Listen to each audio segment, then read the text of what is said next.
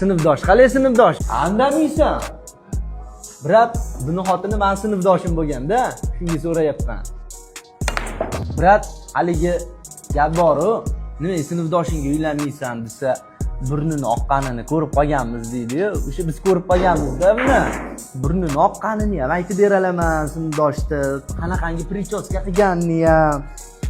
Qatida nima borligigacha aytib beralaman xotingni, bilasanmi? Shukur. Ha, brat. Xohlaysanmi? Onangni qatida nima borligini aytib beraman. Men senga Xohlaysizmi, tilingizni sug'urib olaman. Gapingizga javob bera olmasangiz, brat. gapimga javob beraman. Keyin men seni tilingni sug'urib olaman. Brat, gapingizga javob bera olmaysiz. Artizdan hech kim ham chiqmaydi og'zingizdan chiqqan bu gap uchun. Agar noto'g'ri gapirsam, tilimni o'zim kesib qo'lingga tutqizaman.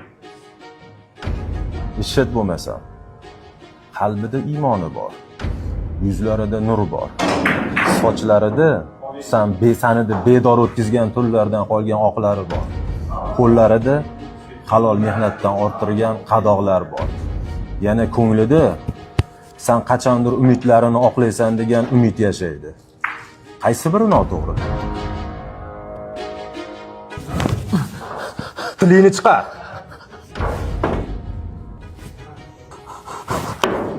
Til bu hayvon. Agar uni nazorat qilishni bilmasang, bir kun kelib o'zingni g'ajiydi. Yana bir joyda bidirla yurgan eshitsam, bitta til qarzing bor, unutma. Taqa bo'lib bizada bir xilga erkala gapirmasligi og'ziga qarab